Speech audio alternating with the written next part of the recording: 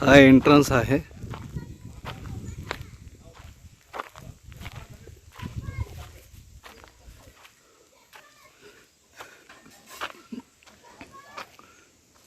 घराच्या पाठीमागची बाजू.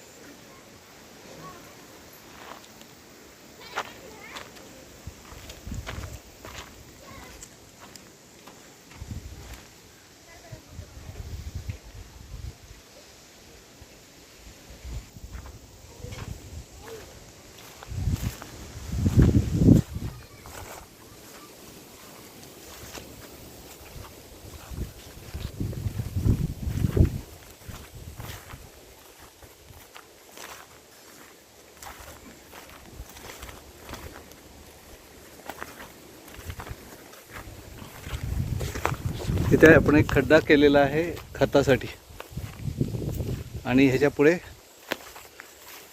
उजव्या बाजूला कंपाऊंड आहे. त्याला कंपाऊंडला पण झाडं लावलेली आहेत. इथे एक 200 आंबे आहेत.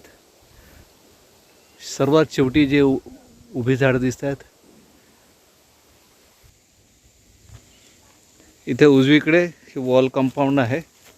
त्या वॉल कंपाऊंडला बाजूने आपण अशी झाडं लावलेली आहेत. ती आता मोठी झाली की चांगलं त्याचं कंपाऊंड होईल. इथे 200 आंब्याची झाडं आहेत. ते पलीकडे जो उंच झाडं दिसतात तिथपर्यंत आपल्या हद्द आहे.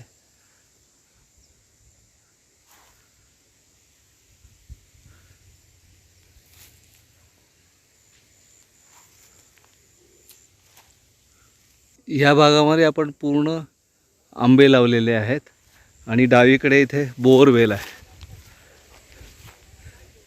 आणि इथून पुढे आपण वेगळे वेगळे झाडं लावले जसे पपया आहेत, पेरू, चिकू, नारळ, केळं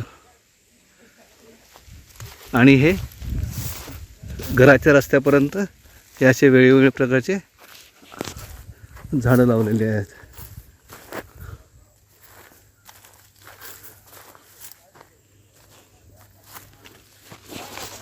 हे बघ,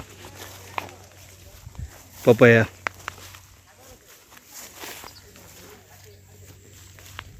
नारळ,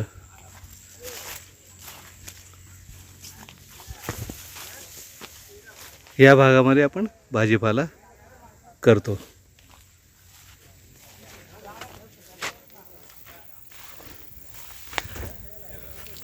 आणि इकडे पाण्यासाठी आपण रेन वॉटर हार्वेस्टिंग करून पाण्याची टाकी केलेली आहे.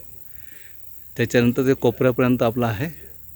इकडे ह्या बाजूला डावीकडे सगळ्या कंपाऊंडला आपण वेगवेगळे झाडं लावलेत. प्रामुख्याने बांबू आहेत. एक 1-2 वर्षामध्ये पूर्ण हे कंपाऊंड तयार होईल. हे इथे ठिबक सिंचनने आपण पाणी देतो.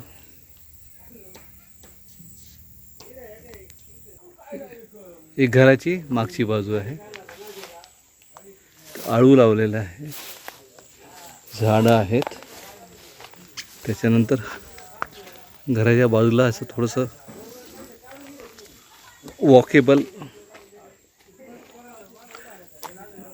पूर्ण घराला फेरी मारण्यासाठी असा एक चौकोन केलेला आहे, रस्ता केलेला आहे.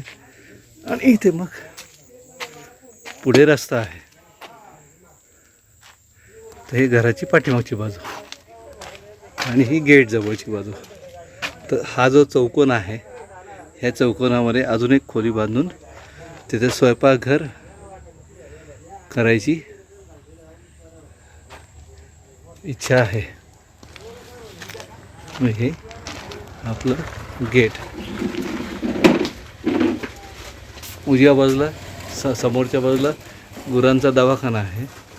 त्याला जोडून आपण ते शेडनेट लावलं आहे आणि बाजूनी इकडनं ही फुलझाडं लावलीत. ही पण मोठी झाली की आपोआप त्याचे भिंत तयार होईल.